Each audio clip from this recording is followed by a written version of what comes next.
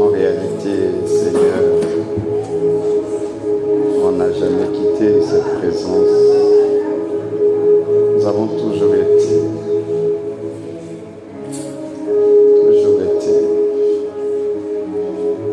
C'est le manque de conscience qui nous donne l'impression qu'on y entre. Mais en réalité, nous avons toujours été. Alors ce soir, encore une fois, merci. Merci d'être présent. Et merci pour ce que tu as prévu pour nous ce soir. Il faut pas augmenter, hein, parce que ma voix est montée tout à l'heure. Tellement. Donc, je suis reconnaissant à l'égard de Dieu.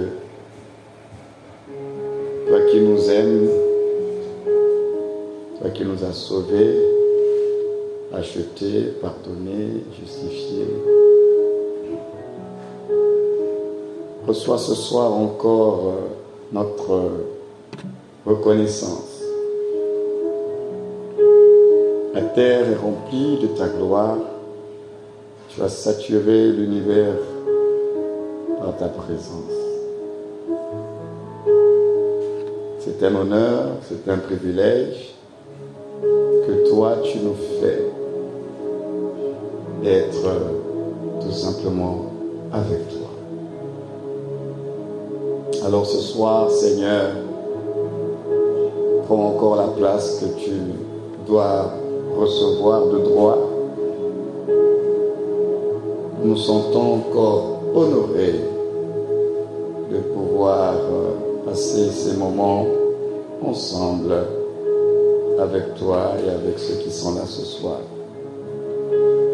Merci Saint-Esprit de révéler encore Christ Jésus dans nos cœurs, de dévoiler encore la parole et de nous aider à passer de l'ignorance à la connaissance.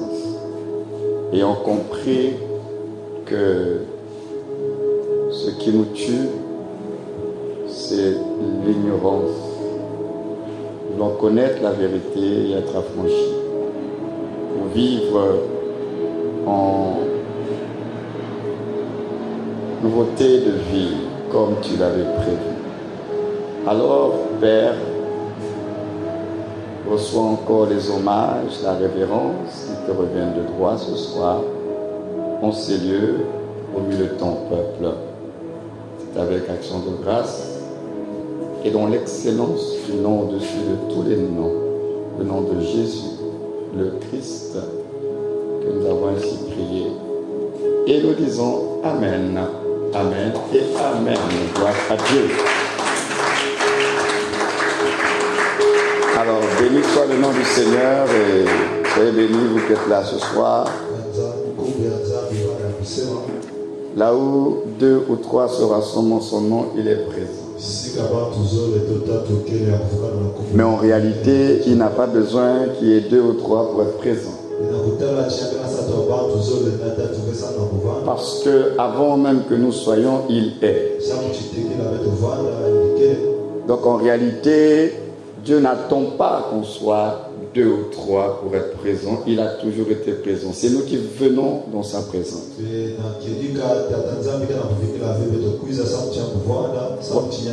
Voilà pourquoi souvent je vous parle de la notion de conscience. Parce qu'en ces lieux, vous savez, il y a beaucoup d'informations qui circulent dans ce lieu, dans ce quartier. Mais vous ne les entendez pas. Il y a de la musique, il y a des documentaires, il y a peut-être une série audio qui est en train de passer en ce moment.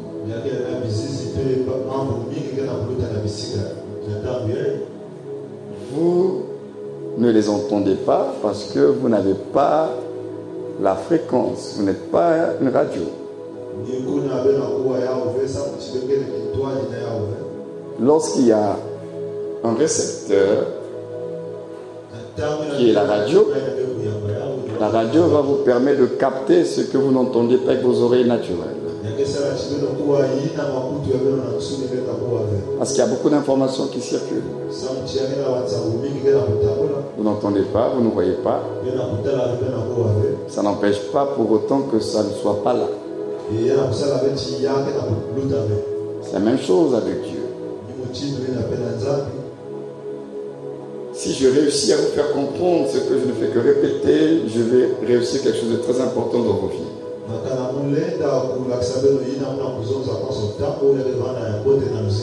Ça fait beaucoup de temps que je vous répète les mêmes choses sur la notion de conscience.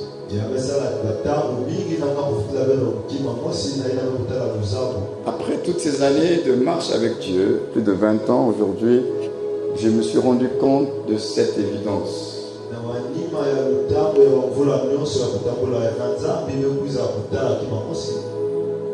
Une des clés qui pourrait nous aider à bien vivre notre vie en Christ, ça s'appelle la conscience. Je ne sais pas comment je vais vous le faire comprendre, mais c'est la vérité. C'est une question de conscience. Conscience des réalités qui existent avant vous. C'est vous qui trouvez la réalité. La réalité ne vous trouve pas. C'est vous qui la trouvez. Dieu est présent. Maintenant, ce qui va différencier chacun de nous, c'est le niveau de conscience que l'on a de Dieu.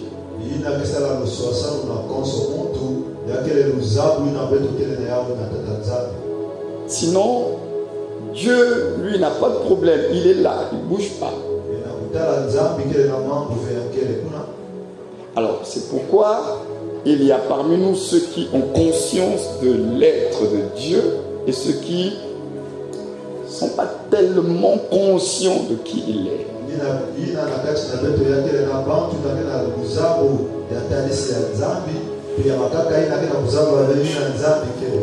Celui qui est pleinement conscient que Dieu est, ça va se remarquer dans sa manière de vivre.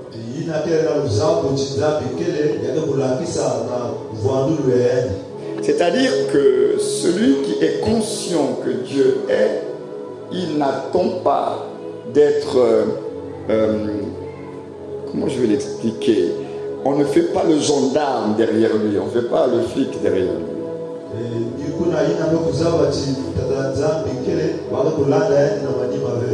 Parce qu'il a réussi à éveiller son esprit, sa conscience au fait que quel que soit le lieu, l'endroit, l'environnement, Dieu est présent.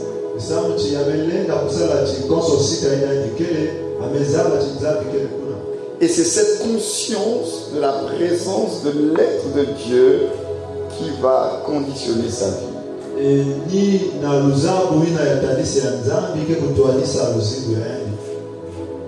Et l'une des choses qui peut amener à dire si on connaît Dieu ou pas, c'est la conscience.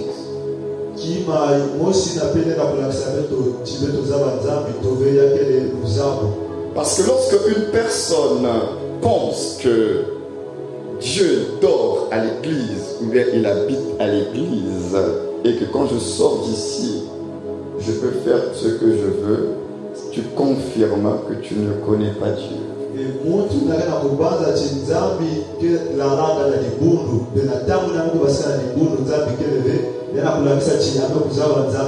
Une autre façon pour t'amener à réaliser que tu ne connais pas Dieu, c'est les choses que sont en train de partager.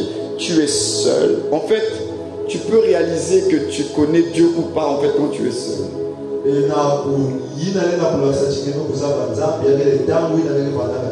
C'est-à-dire quand tu es dans une situation, dans une posture où personne ne te regarde, qu'est-ce que tu fais?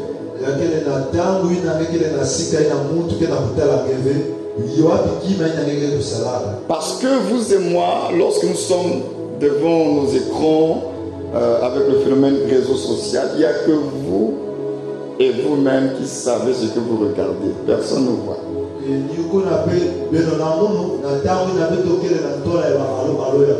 Donc, je suis en train de vous aider à ne pas être sage à vos propres yeux.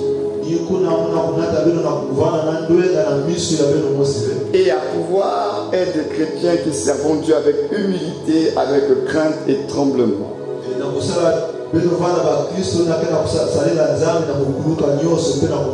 Parce que, comme dit la Bible, on ne se moque pas de Dieu. C'est-à-dire que vous pouvez vous moquer d'un homme, jouer avec un homme, mais Dieu, frères et sœurs, pardon, on ne se moque pas de Dieu.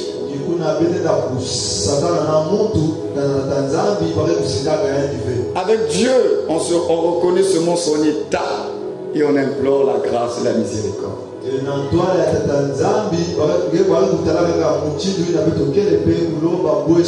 Avec Dieu, il n'y a pas de faux semblants. Non. On reconnaît ses capacités, on reconnaît ses manquements, on dit Seigneur, j'implore ta grâce.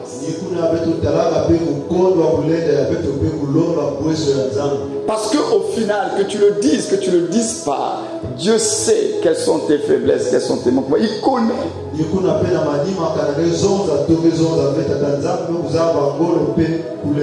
Mais moi, je veux vous aider à grandir en tant que croyant. Vous devez élever le niveau de la conscience.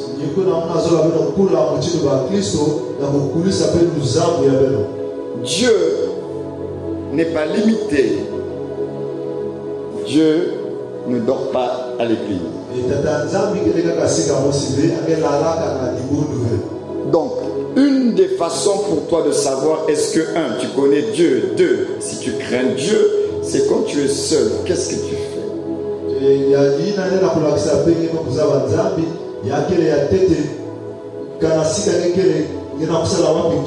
Parce qu'il y a des gens, j'aime prendre cet exemple, mais en même temps, c'est vrai. Avant d'entrer ici, là, quand tu étais dans la rue ou bien dans ton lieu de travail, comment tu te comportais, comment tu parlais aux gens, quelles étaient tes attitudes, toi-même tu sais.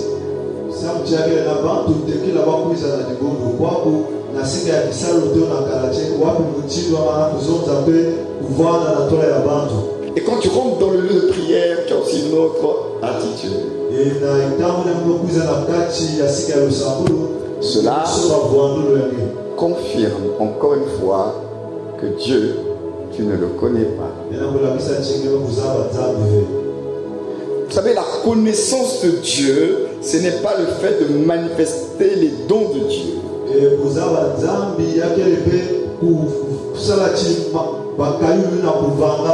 Parce que ce jour-là, ils sont venus à Jésus et ils ont présenté à Jésus le résultat de leurs dons. Donc, ils ont manifesté les dons. Seigneur, n'avons-nous pas prophétisé en ton nom? Ils ont prophétisé. Seigneur, n'avons-nous pas chassé les démons en ton nom? Ils ont chassé les démons. Mais le Seigneur dit, éloignez-vous de moi, arrière de moi. Il dit, je ne vous connais pas. Donc, comprends déjà une chose, que si Dieu dit qu'il ne te connaît pas, toi, tu ne peux pas dire que tu le connais. Je nous fais réfléchir ce soir. Le Seigneur dit à ces gens-là qui présentent les résultats de leur temps, à Dieu voulant montrer que Seigneur, moi je te connaissais. Mais lui, il dit je ne vous connais pas. Donc, si Dieu dit que je ne vous connais pas, tu ne peux pas dire que tu le connais.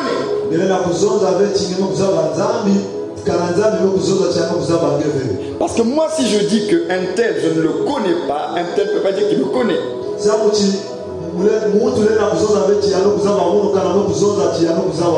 C'est moi le concerné. J'ai dit que je ne le connais pas. Mais la personne dit, oh, je connais la parole, je le maîtrise, je le connais bien. Mais moi-même le concerné, je ne le connais pas. Voilà pourquoi faisons extrêmement attention avec les choses de Dieu.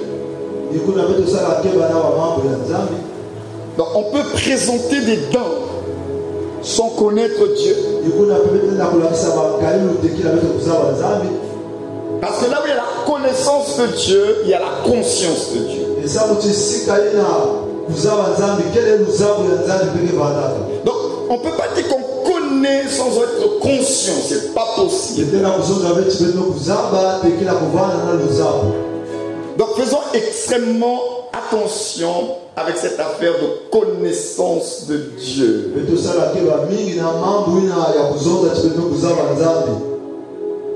Manifester les dons ne veut pas dire que tu connais Dieu. Même prêcher comme je le fais, ça ne veut pas dire que je connais Dieu. Ah oui, je préfère vous dire la vérité. C'est pas parce qu'on prêche, on intercède ensemble qu'on connaît Dieu.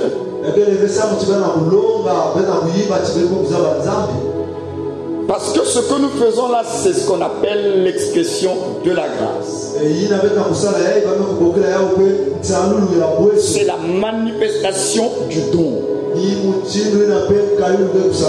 Mais le don ne veut pas dire que tu le connais. Le don, c'est tout simplement dans sa grâce, il t'a donné quelque chose de particulier. Tu as été bénéficiaire d'une œuvre qui vient de lui. Mais ça ne veut pas dire que parce que tu reçois ce don-là que tu es spécial. Parce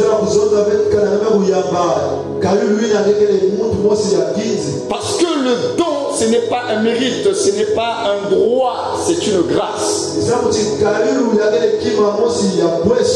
C'est pas quelque chose que tu as mérité. Donc, quand nous manifestons le don, ça ne veut rien dire sur notre spiritualité.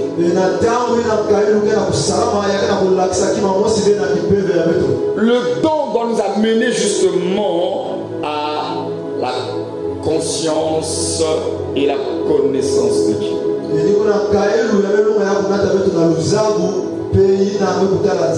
Pourquoi? Parce que lorsque tu reçois le don, donc ça réveille ta conscience. Tu dis, ah, Dieu, il a mis quelque chose en moi.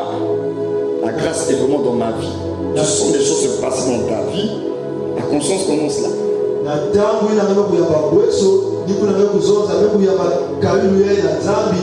Je te pose des questions, mais pourquoi il a mis ça dans ma vie? Je manifeste ceci, je manifeste cela, les gens disent ceci, les gens disent cela de moi. Ça, c'est le don qui est déposé en toi. Il y a une conscience qui doit se réveiller.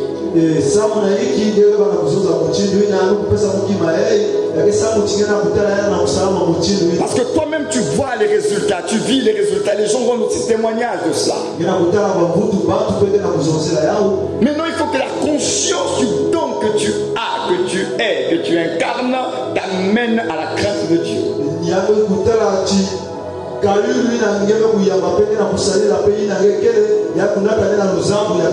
Donc quelque part le don est là aussi pour nous amener non seulement à la connaissance mais également à la crainte de Dieu.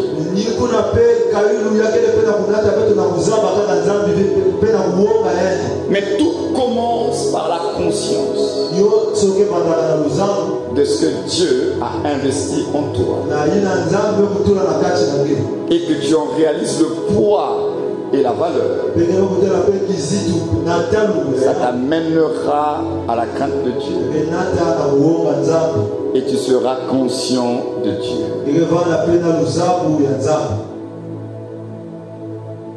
Donc on ne peut pas se précipiter à dire je connais Dieu. Faites attention.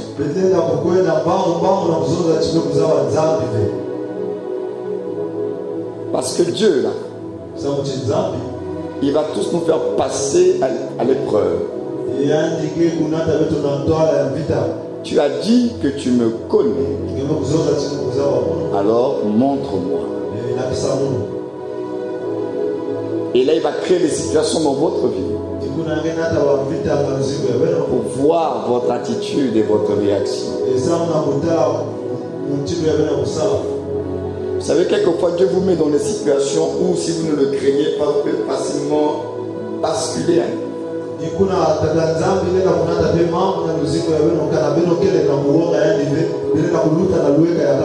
Je rends grâce à Dieu. Pendant les 3 ans où il m'a mis en relation avec ces 2 familles présidentielles là, je bénis le Seigneur que mon cœur est resté intègre avec Dieu.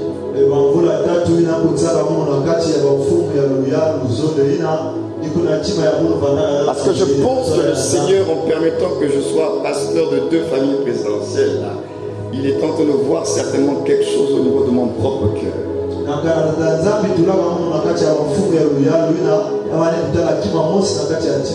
Je bénis l'œuvre de la grâce parce que durant ces 3 ans, mon cœur est resté attaché à Dieu.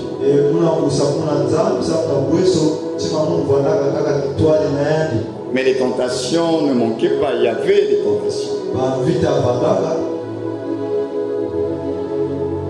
Mais lorsque vous êtes rempli de la conscience de Dieu et de la crainte de Dieu, ça va vous éviter de faire des bêtises.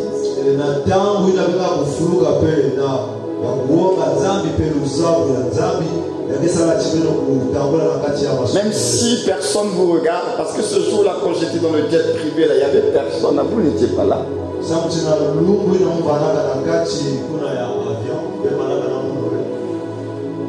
Tu es dans un jet privé avec une autorité.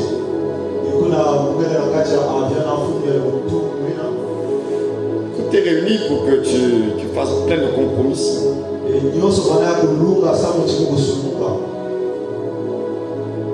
Mais après cela, je suis resté toujours droit dans mes bottes, comme on dit, intègre. Pour la première fois de ma vie, je suis passé par le pavillon présidentiel.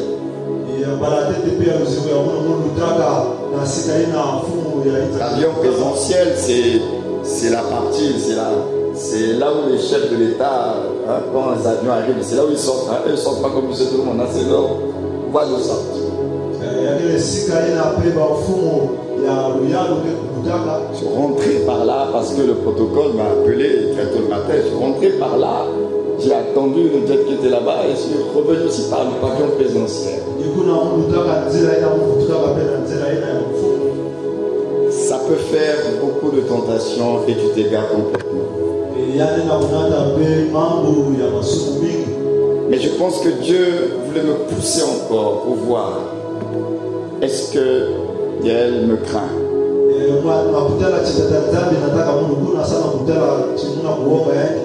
Oh, je sais que tant que Jésus n'est pas revenu, le Seigneur continuera à travailler dans nos vies. Mais cette période de ma vie, c'était beaucoup de tentations à cause de la position que j'avais occupée. Mais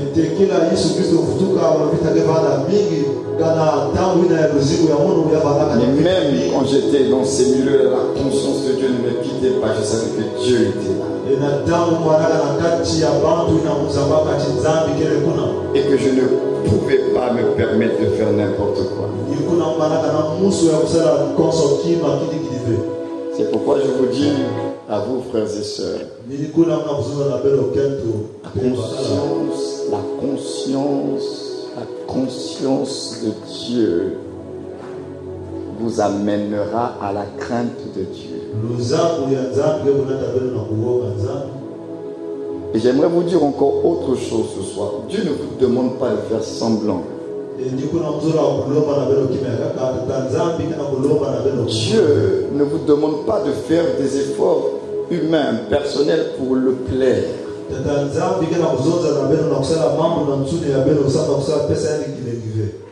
C'est parce qu'il attend de vous. Dieu n'a pas besoin que nous puissions l'impressionner.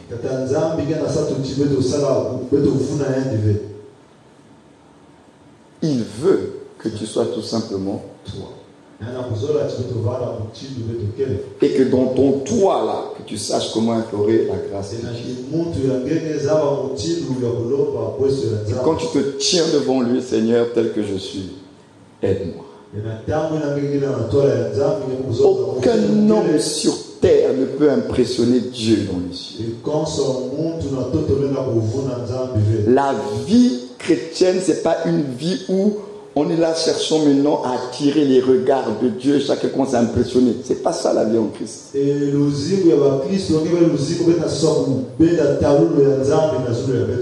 Dieu n'attend pas de vous et moi qu'on puisse l'impressionner. Il n'en a pas besoin. Non. C'est pas ça. Et nous, comme on n'a pas bien compris cela, alors notre vie chrétienne, c'est une vie, voilà, on est là en train de s'impressionner mutuellement et puis on va impressionner Dieu. Vous allez remarquer comment travaille la grâce. En fait, nous vivons l'expression de la grâce, mais on se rend même pas compte que c'est la grâce qui est en train de travailler.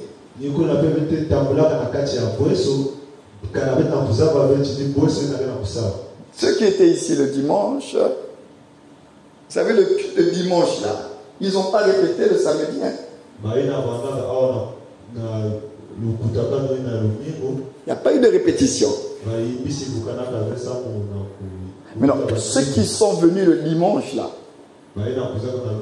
vous ne saviez pas qu'il n'y a pas eu de répétition. Mais ça n'a pas empêché qu'on ait passé de très bons moments dans la présence de Dieu.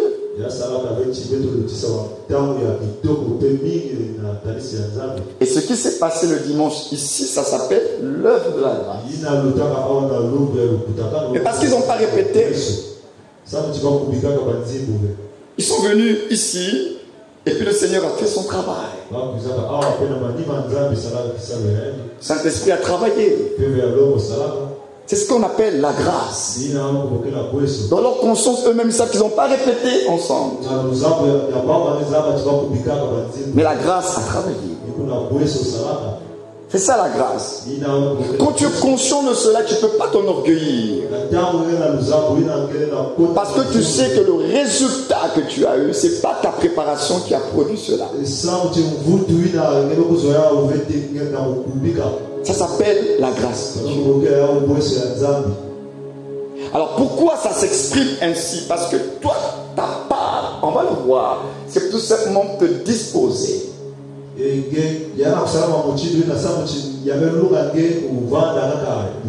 reste, c'est Dieu qui fait. Toi, tu as juste le désir que Dieu soit glorifié. Le reste, c'est lui qui fait. C'est ce qu'on appelle la grâce. Parce que si toi, tu maîtrises tous les process, quand il y aura le résultat, quelque part, au fond de toi, tu diras, c'est parce que j'ai fait ça. S'il y a eu la gloire de Dieu, s'il y a eu le mouvement, c'est parce qu'on avait tellement bien répété. Voilà pourquoi. Et quelque part, c'est comme ça que nous les hommes envolent la gloire de Dieu. Alors Dieu, souvent, il ne veut pas que ça se passe ainsi. Il nous démontre que finalement cette vie chrétienne-là, ce n'est pas vous qui faites, mais c'est lui qui fait à travers vous. C'est une vérité, il faut que vous l'acceptiez pour que vous appreniez à ce qu'on appelle lâcher prise. Parce que la vie chrétienne, ce n'est pas vous qui faites, c'est lui qui fait, mais à travers vous. Tant que vous ne comprendrez pas cela, il y aura toute cette tentation de vouloir faire pour lui. La vie chrétienne, c'est pas on fait les choses pour lui. Non. C'est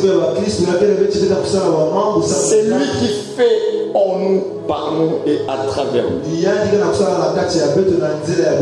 Et du coup, ça produit un résultat pour sa gloire.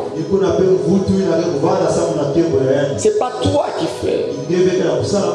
Et tu vas remarquer que quand toi tu veux faire, quand tu veux intervenir par tes propres efforts, ça ne produit pas le même résultat. À apprenez à vous disposer et à laisser Dieu faire.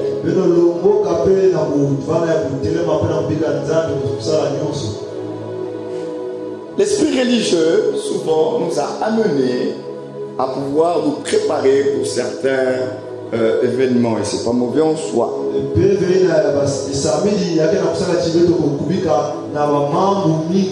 Après, la question c'est qu'est-ce qu'on entend par préparation?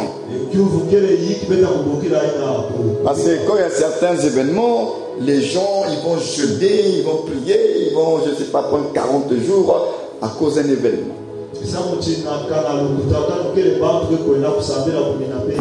pourquoi je suis en train de dire qu'il faut bien comprendre ce qu'on appelle la préparation. Parce qu'on doit se disposer. Se disposer, oui, mais comment se disposer?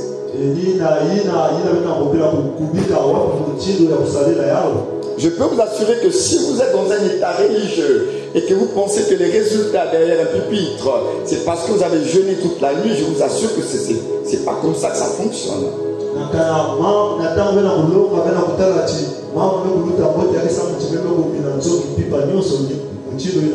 Je suis prédicateur de l'évangile depuis fin 97. Faites le calcul, fin 97 et puis aujourd'hui ça fait beaucoup d'années que je prêche. J'ai été repéré, Dieu s'est révélé à moi, c'était en pleine guerre d'ailleurs, le 5 juin ici, mais de l'autre côté là-bas en RDC.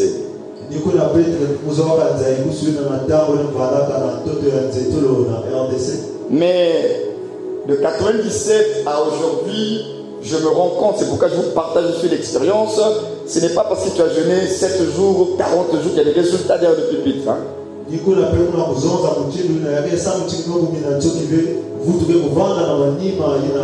Parce que je me suis rendu compte que toutes les fois où j'ai voulu faire ça, j'ai toujours été frustré. C'est-à-dire que le temps de ma consécration entre guillemets pour X, Y message d'un séminaire n'était pas proportionnel aux attentes et aux résultats que j'ai. Et je peux vous assurer, ça produit une frustration pour un prédicateur. Mais par contre, lorsque je ne me mets plus de pression, je viens seulement avec un cœur Seigneur. Bien sûr, j'ai la pensée initiale de ce que nous avons partagé, mais je viens seulement avec un cœur Seigneur, je me dispose, fais ton œuvre. Là, moi-même, je suis surpris et je deviens spectateur de ce que Dieu est en train de faire à travers moi.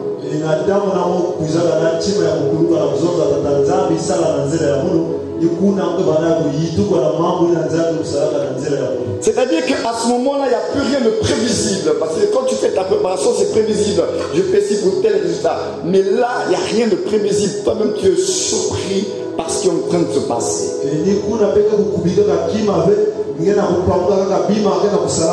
Et j'ai donc compris cela. Et je tire encore la leçon qu'on a d'ailleurs. Au mois d'octobre, j'étais au Maroc. Le Saint-Esprit m'a encore bien instruit là-dessus. Et je pense que je l'avais partagé ici. On avait le séminaire sur c'est encore possible. Et jusque le jour même du séminaire, c'était notre première conférence, je n'avais pas le message. Alors quand un prédicateur dit qu'il n'a pas de message, c'est un peu comme une femme qui dit que je n'ai rien à me mettre. Parce que quand les femmes là, disent qu'elles n'ont rien à se mettre, c'est pas qu'elles n'ont pas de vêtements, elles en ont. Elles ont des vêtements. Mais bon, comme c'est une nouvelle circonstance, elle a envie d'acheter un nouveau vêtement. C'est pas qu'elles n'ont pas de vêtements. Hein. Non, je n'ai rien à me mettre. Tu dis, mais tu as plein de vêtements. Je n'ai rien à me mettre. Alors, quand un prédicateur dit qu'il n'avait pas le message, c'est pas qu'on n'a pas de message. On a des messages. Mais c'est le message qu'on n'a pas.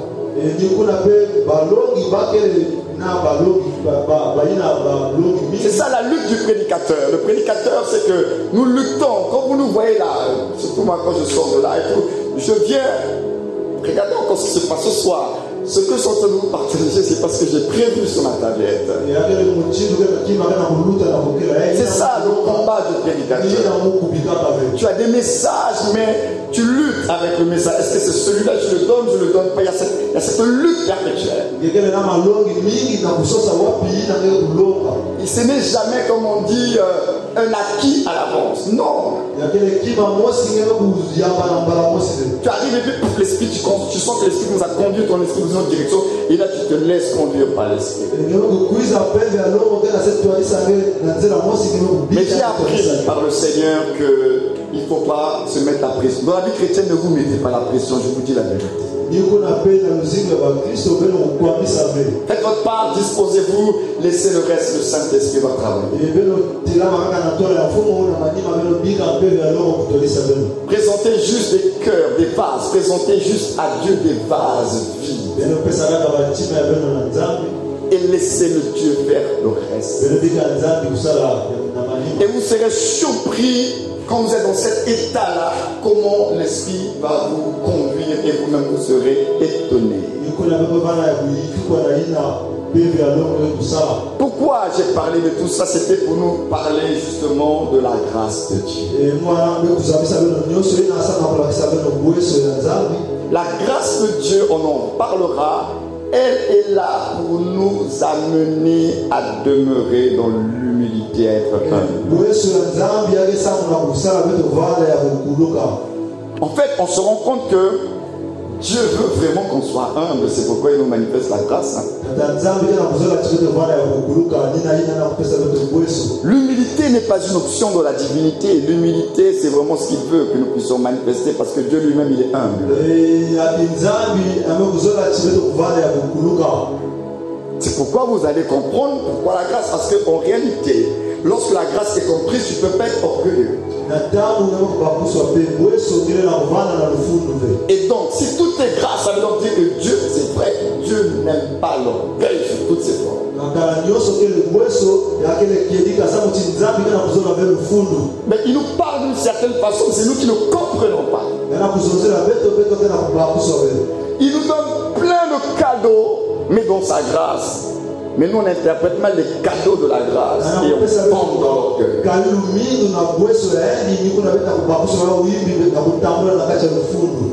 C'est ça le problème. Dieu veut qu'on marche dans l'humilité. Dieu résiste aux orgueilleux. Donc la grâce de Dieu, lorsqu'elle est comprise, tu ne peux pas marcher dans l'orgueil.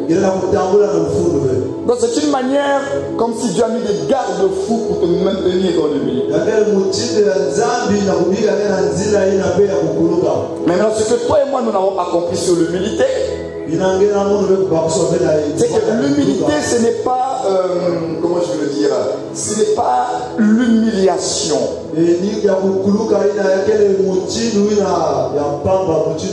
L'humilité, ce n'est pas se désapprécier. L'humilité, ce n'est pas un rejet, une soustraction. Au contraire, l'humilité va t'introduire dans la multiplication. Parce que Dieu élève ceux qui s'abaissent. Donc nous n'avions pas compris pourquoi Dieu veut qu'on marche dans l'humilité. Dieu veut t'élever, mais tu ne comprends pas comment Dieu procède dans l'élévation. Alors nous, quand on parle d'humilité, on voit tout de suite une soustraction, un manque qu'on va avoir. Alors que celui qui s'abaisse dans le royaume de Dieu, c'est celui que Dieu élève. Donc nous comprenons tous que la volonté de Dieu, c'est d'élever ses enfants.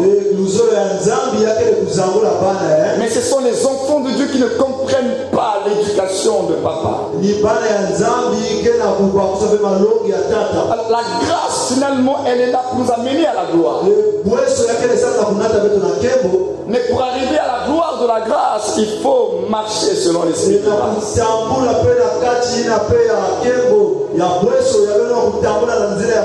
Et l'esprit de grâce, c'est l'esprit d'humilité. Donc vous ne pouvez pas avoir la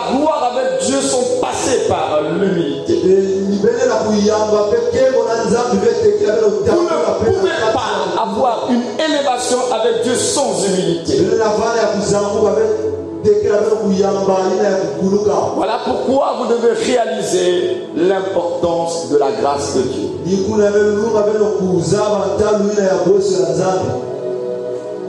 Donc quand on dit que nous devons être humbles là, ce n'est pas une punition.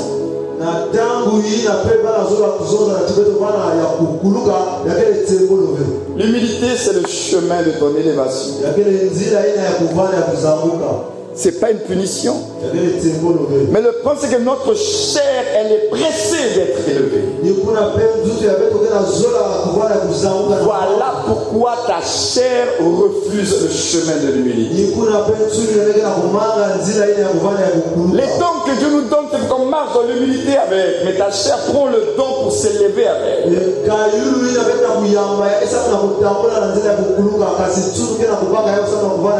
Parce que la chair, elle est pressée d'être au sommet. La chair est pressée d'être une étoile. Et voilà pourquoi notre propre chair nous induit en erreur. On cherche à devenir ce que l'on est censé appeler à être finalement. Mais par un moyen qui n'est pas celui de Dieu.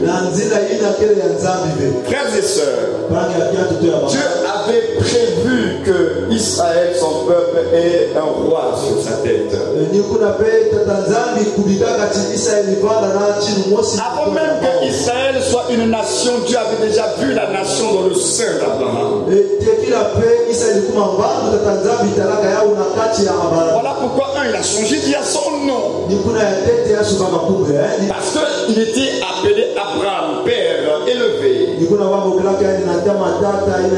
Mais Dieu change Abraham par Abraham, père d'une multitude. Il introduit la notion de nation, de multitude en Abraham. Et lorsque Dieu vient rencontrer Abraham, il dit: les rois sortiront de toi. Dieu avait déjà prévu la royauté en Abraham. Dans Genèse 48-49, le père Jacob, au soir de sa vie, va prophétiser sur ses fils. Et lorsque Jacob va se retrouver devant Judas, il va annoncer le futur de Judas. Et là, nous sommes face à une famille, nous sommes encore face à une nation. Il y a un peuple, c'est une famille qui est là. La nation n'existe pas encore. Et Jacob devient prophète. D'abord, c'était un prophète. Il parle, il dit: Judas, de quoi sortiront les rois d'Israël.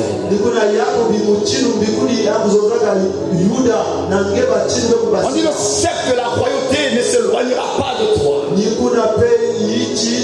au moment où le père Jacob prophétise, Israël n'est pas une nation. Donc, dans le plan de Dieu, il avait déjà prévu la royauté. Mais le problème, c'est ça. Je voulais parler de la chair, la lutte entre ta chair et votre esprit. Alors Dieu, dans son processus, il a commencé à administrer son peuple avec des hommes qu'on appelait des juges. Et puis à un moment donné, Israël a commencé à murmurer. Ils disent: on est fatigué, non, on ne veut plus des juges. Non, on veut plus des juges, non, on veut les rois. Les rois comme les autres peuples, non, on veut plus des juges. Et ça se passe au temps de ce dernier juge appelé Samuel. Alors Samuel, il est un peu frustré parce qu'il a l'impression que c'est lui qu'on rejette. Et Dieu va parler à son serviteur. Il dit: c'est pas toi qui le rejette, c'est moi. Ce peuple-là ne veut plus de moi. Samuel, c'est pas toi le problème. Ce peuple ne veut pas de moi. Alors le peuple dit: on veut un roi comme les autres nations. Mais pourtant Dieu avait prévu la royauté pour Israël. Mais le problème, entre votre chair et votre esprit. Votre chair est pressée de rentrer dans l'accomplissement des promesses. Votre esprit ici attend le temps de Dieu.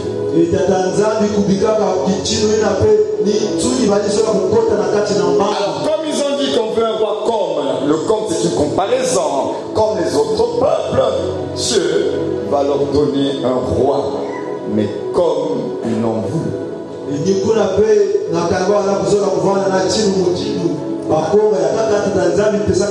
La question, qui était Saül? Roi, oui, mais il était un roi selon le cœur de qui?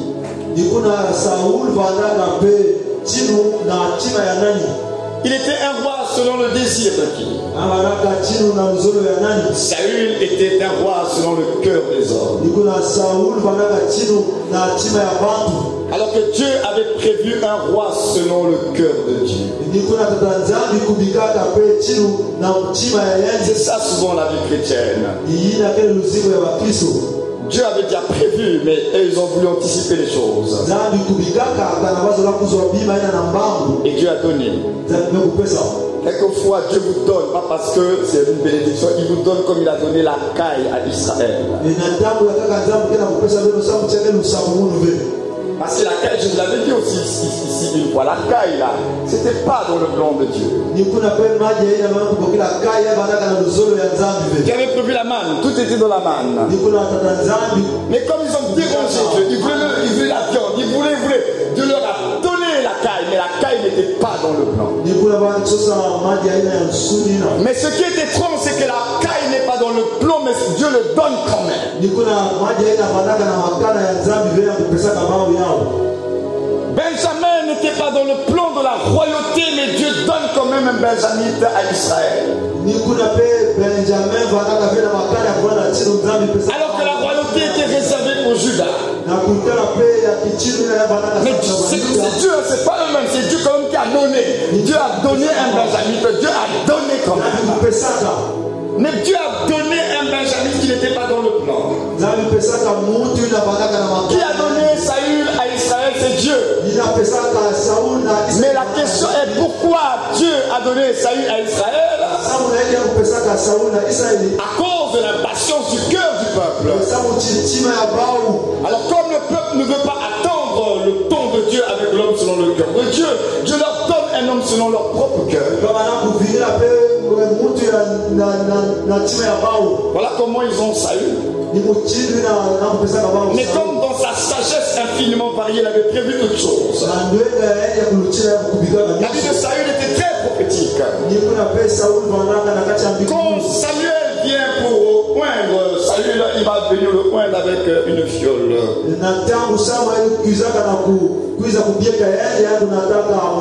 Avec un flacon, d'autres disent avec un truc en argile. En tout cas, c'était très fragile. L'onction de Saül a été communiquée à travers un vase fragile. C'était tout un message prophétique pour dire que son royaume, là, sa royauté ne tiendra pas longtemps. Ce qui vient des hommes, Dieu ne peut pas l'affermir. Dieu affermit ce qui vient de lui. Alors comme ça venait des hommes, il leur a donné un roi selon leur cœur. Mais vous allez remarquer qu'après la désobéissance de Saül, Dieu doit positionner son serviteur David, et David est oint, non pas avec un fiole ou un vase d'argile, David est oint avec une corne.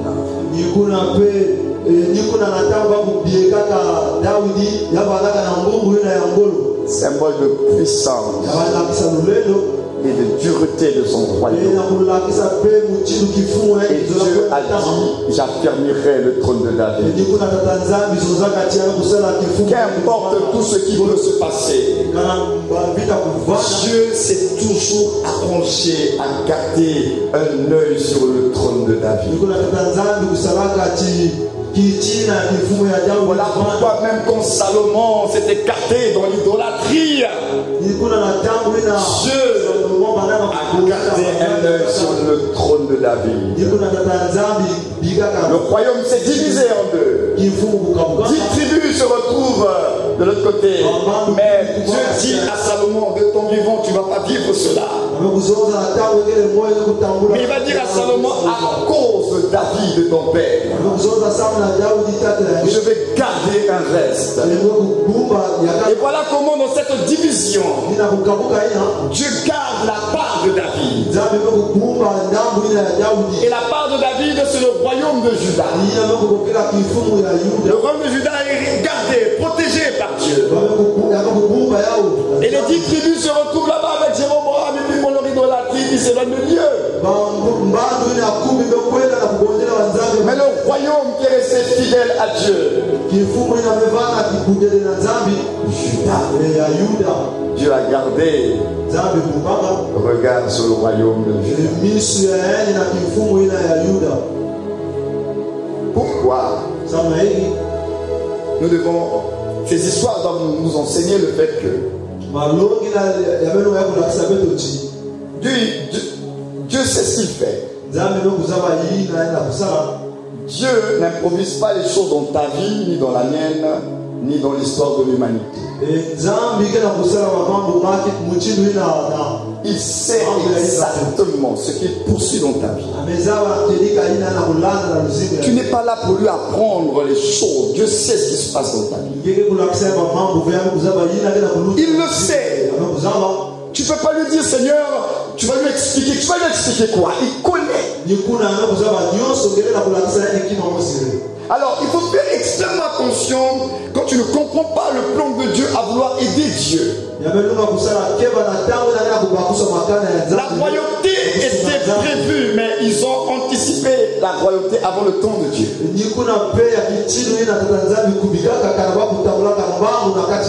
Et c'est pourquoi dans nos vies chrétiennes, quelquefois nous anticipons les choses avant le temps de Dieu.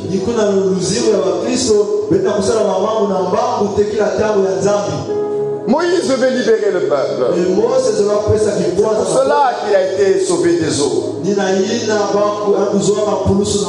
C'est pour cela que la providence divine l'a amené dans la maison de Pharaon. C'était le plan de Dieu. C'était pas un hasard. Parce que l'eau du Nil là aurait pu conduire bébé Moïse ailleurs. L'eau du Nil a bien conduit bébé Moïse à où se trouvait la fille de Pharaon. Parce qu'il y avait déjà un plan pour tracer de Dieu. Donc Dieu est obligé d'orchestrer les événements. J'aimerais vous dire ce soir, frères et sœurs, Dieu reste au contrôle. Ce n'est pas parce que tu as l'impression que les choses t'échappent que ça échappe à Dieu. Ce n'est pas parce que toi tu as perdu le contrôle que Dieu a perdu le contrôle. Dieu reste au contrôle des événements sur la terre et dans ta propre vie. Rien ne les donne, rien ne le surprend. Dieu n'apprend rien de toi et de moi. Il connaît le commencement et la fin de ton existence. Tu vas lui apprendre quoi? Un Dieu qui voit la fin avant le commencement. Tu vas lui apprendre quoi? Il connaît comment tu seras enterré, comment tu seras habillé lors de ton enterrement. Il connaît tout de toi. Toi-même, tu ne connais même pas le nombre des cheveux sur ta tête. Il connaît le nombre des cheveux de ta tête. Un Dieu comme ça, qui connaît même le nombre des cheveux de ta tête, tu vas lui apprendre quoi? Dieu, même si tu ne comprends pas, il reste au contrôle.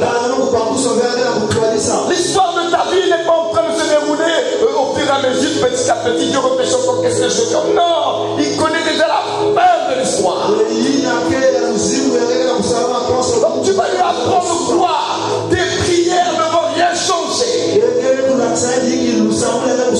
Parce que lui, il a déjà défini toutes choses.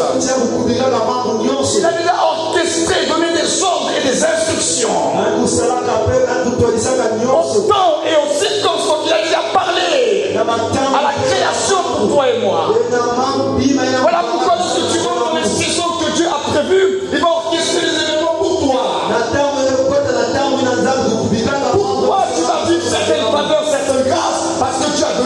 désordre déjà avant même que tu sois. Il a donné des ordres à la création, aux événements, aux circonstances pour toi et moi. Et quand tu veux que l'accomplissement des choses, mais Dieu avait déjà donné des ordres. Donc en vérité, que tu pries, que tu ne pries pas, Dieu est au contrôle de ta vie.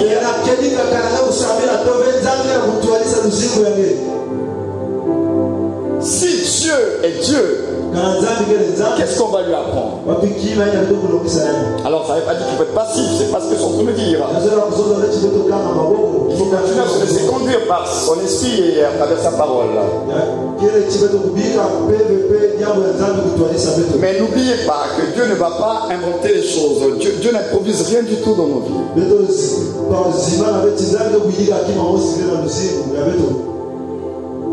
Il était destiné à sauver le peuple. Il a fait 40 ans comme prince d'Égypte. 40 ans, c'est un âge d'adulte bien déjà.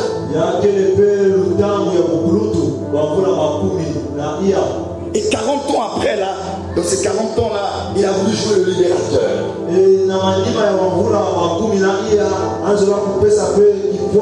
Déjà depuis qu'il est né là, jusqu'à ses 40 ans là, Dieu l'avait préservé et préparé, c'était lui le sauveur.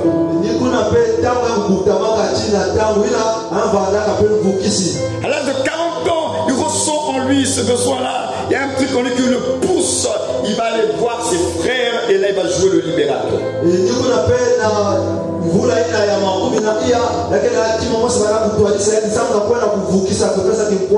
Mais pourtant il va jouer le rôle d'un libérateur, d'un juge. Mais pourtant c'était à cela qu'il était destiné. Mais ce n'était pas le temps.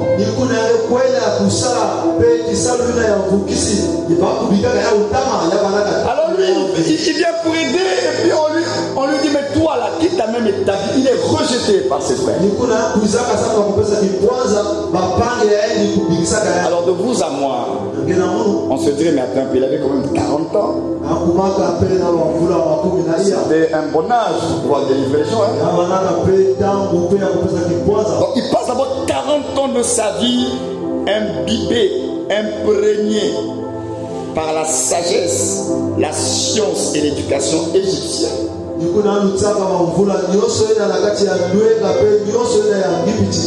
Au moment où il y a un petit éveil dans sa conscience que c'est quand même mes frères là-bas, je vais aller les aider. Les ordres de Dieu à son sujet n'étaient pas pour que ça se passe à 40 ans. C'est ça que toi tu dois comprendre. Dieu a donné des ordres au temps et aux circonstances. Et si tu ne comprends pas cela, tu es comme Moïse. Dieu avait donné des ordres, c'est vrai, mais ce n'est pas le moment. Alors toi et moi, quand on lit l'histoire de Moïse, ça peut nous choquer. Et qu'est-ce que tu vas faire? Ils ont pas dans le désert. Un prince, il a goûté à la gloire, à la richesse égyptienne. Dieu l'envoie dans le désert. Mais dans le désert en question, c'est pas pour faire un mois. Combien de temps il va passer dans le désert? Encore 40 ans. Mais comme Moïse quitte l'Égypte, les Hébreux déjà souffrent, ils sont déjà dans la servitude.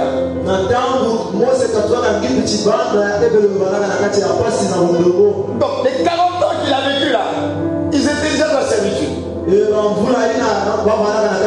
ans encore dans le désert au pays de Magon, ils sont toujours dans la servitude. Seigneur, pourquoi encore 40 ans? Ça veut dire ça lui fait 80 ans.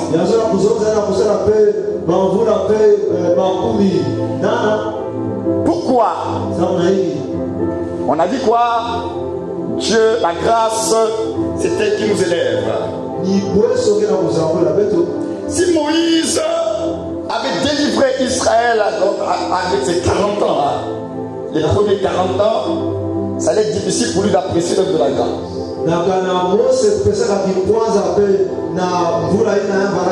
Parce que quand vous lisez la Bible et quand on parle de Moïse, les premiers 40 ans, là, on dit Moïse, il croissait dans la sagesse égyptienne, en force, en stature. On présente un Moïse, un grand conquérant, quelqu'un de très solide, de très fort.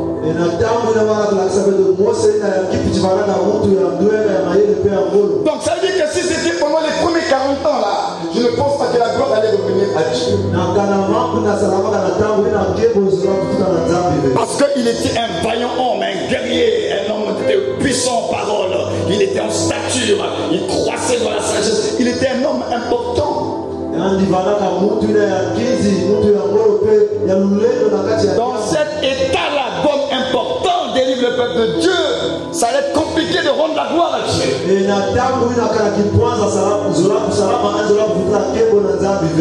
Dieu l'amène à un niveau de dépouillement complet de toute sa gloire, de tout ce qui pouvait être à ses propres yeux.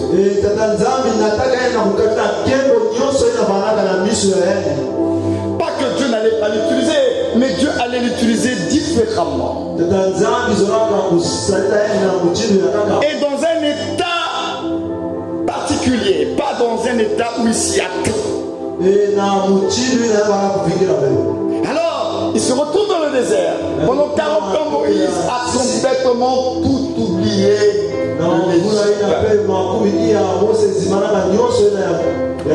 Un prince d'Égypte. L'école de Dieu c'est compliqué, hein? Dieu l'a fait goûter la gloire. Et Dieu le ramène en bas. C'est Dieu qui a fait de lui prince d'Égypte. Hein? Les richesses de l'Égypte, il n'a pas connu la faim, il était dans la gloire. Les 40 premières années de Moïse, cette gloire-là, Dieu lui a fait goûter à ça. Le même Dieu qui lui a fait goûter la gloire, là, le même Dieu maintenant, il va l'emmener de l'autre côté. Il va le presser comme un citron, il va le vider. Il perd tout. Hein. Il est là, un simple berger. Voilà pourquoi vous allez remarquer quand Dieu revient voir Moïse, on trouve un homme complètement brisé. On trouve quelqu'un qui est là dans le contentement de sa condition. On trouve même quelqu'un qui est un peu, il manque un peu d'assurance. On trouve quelqu'un qui a peur, qui a des craintes. Et voilà dans l'état où Dieu maintenant va le prendre. Il dit maintenant, dans l'état là où tu ne crois même plus en toi, où tu n'as rien, où personne n'est derrière toi, c'est maintenant que moi je vais te prendre pour te faire entrer dans ta destinée.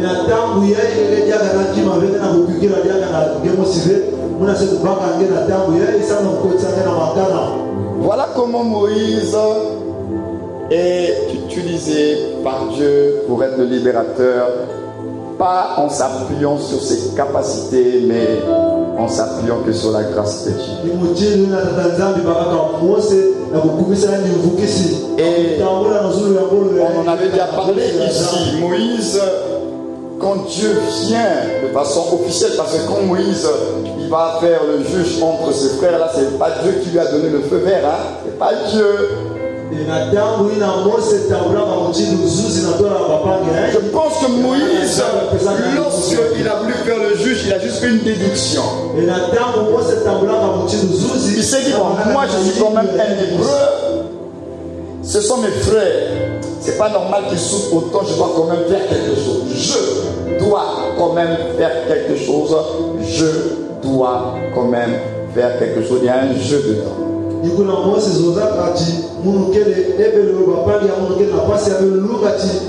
Ce n'est pas Dieu, c'est lui qui a dit je. Il a dû réfléchir en lui-même. Il dit ce sont mes frères. Il a dû faire une petite déduction. Si moi j'étais protégé, préservé, peut-être c'est pour les aider. Mais c'est pas Dieu qui l'a parlé. C'est son jeu qui a intervenu. Maintenant, après les 40 ans, là, cette fois-ci, Dieu dit. Dieu dit à Moïse, j'ai vu la souffrance de mon peuple. Mais la question, frères et sœurs, quand Dieu dit ça à Moïse, comme Moïse a voulu faire le libérateur, là, le peuple là, ne souffrait-il pas? Le peuple souffrait déjà.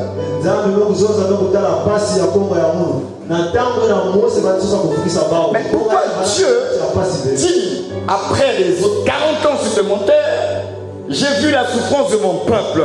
Mais avant, quand Moïse a voulu faire le libérateur, le peuple souffrait déjà.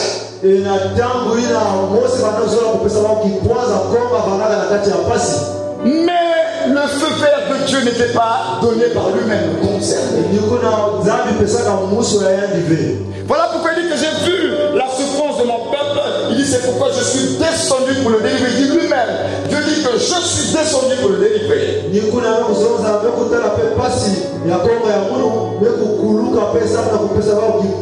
Lisez bien votre Bible. Dieu dit que je suis descendu pour le délivrer. Moi-même, Dieu dit à Moïse, toi, vas-y.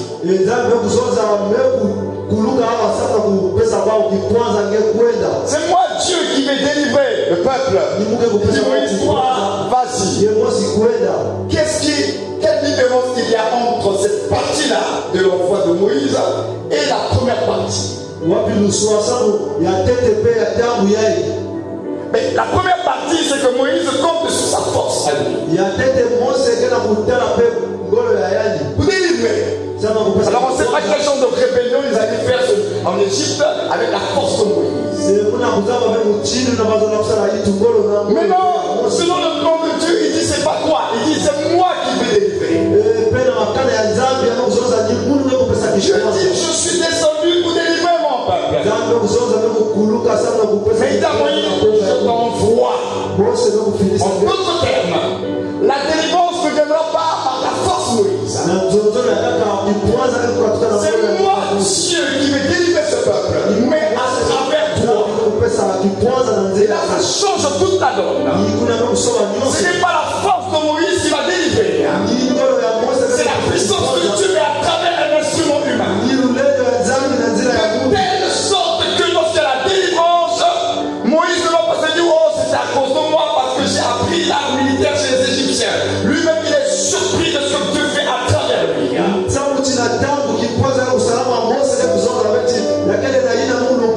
ça l'œuvre de la grâce, c'est ça la vie en Christ. Ce n'est pas toi qui fais, c'est Dieu qui fait à travers toi. Tant que nous ne comprendrons pas ça, frères et sœurs, on sera frustrés. Moïse, la première partie de sa vie, il était frustré. Parce qu'il a voulu essayer par ses propres efforts. Ça a échoué. Maintenant, la prochaine partie de sa vie, il est brisé, il ne peut même plus compter sur lui-même parce qu'il a peur, il tremble. Et Dieu dit, c'est à travers toi. Tu seras mon instrument. Tu seras mon prophète. C'est moi qui vais tout faire. Toi, tu ne seras que mon instrument. Alors tu comprendras tous les résultats qu'il y aura. Ça ne viendra pas de ta capacité.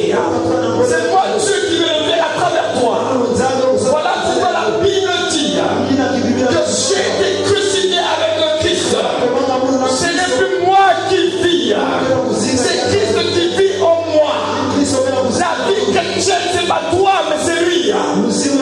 Mais à travers toi, lorsque tu as compris cela, en tant que croyant, tu ne t'appuies même pas sur tes capacités. Mais tu ne comptes que sur la grâce de Dieu. Tu vois la taille de tes défis. Tu vois la taille de tes combats. Mais il ne t'a jamais dit que ça viendra de toi. C'est Dieu qui fait l'œuvre à travers toi. Toi, tu n'es qu'un vase de Dieu. N'oublie jamais cela. Tu es un instrument de Dieu. C'est lui qui fait tout par son esprit. Ce n'est pas par la force de la Bible, ni par la puissance, mais c'est par mon esprit. Dit l'Éternel. C'est par son esprit. Toi, tu n'es qu'un vase. Tu ne suis qu'un vase. Nous ne sommes que des vases.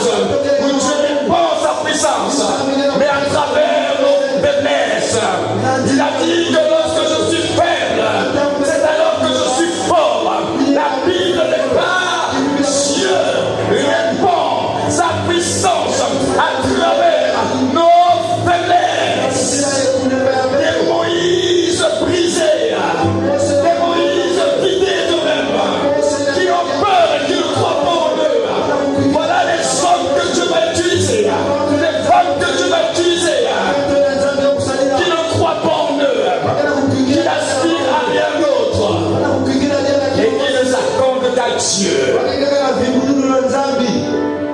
C'est Dieu qui fait tout. De telle sorte que lorsque les résultats sont là, tu repars toujours dans sa présence. Avec humilité. Et tu lui rends la gloire. Non pas moi, mais toi Seigneur. Et nous le verrons prochainement. C'est une introduction parce que finalement je devais vous parler d'Éphésiens 2:8. Mais je pense que la seule description c'est introduire ça sur la grâce. Nous allons décortiquer Éphésiens 2:8 à 9.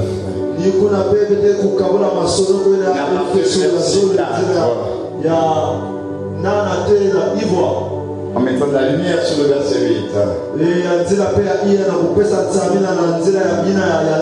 Et vous devez comprendre que ce passage, vous devez absolument, tout enfant de Dieu doit absolument comprendre ça. Que vous êtes sauvés par grâce, mais par le moyen de la foi. Et il ajoute, cela ne vient pas de vous. En continuant, parce que c'est un don de Dieu. Nous allons comprendre pourquoi il le dit. Vous êtes sauvés par le grâce, mais par le moyen de la foi. Et il ajoute, cela ne vient pas de vous, mais c'est un don de Dieu. En continuant, afin que personne ne s'enorgueillisse. Il faut comprendre ça en tant que croyant. C'est une affaire de grâce. Et il dit cela ne vient pas de vous. Et nous le verrons prochainement par la grâce du Seigneur. Et ce soir, tu vas prier pour toi-même. Dire Seigneur,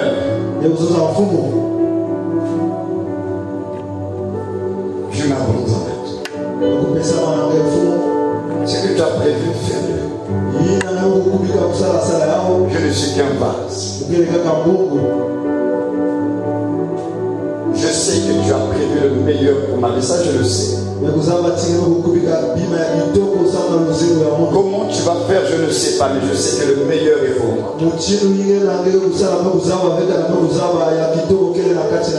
Quelle est notre prière? Et tu as prié pour te disposer. Seigneur, je veux toujours me disposer, qu'importe les circonstances. Je me dispose toujours à faire ta volonté. Et aide-moi à comprendre la grâce de Dieu.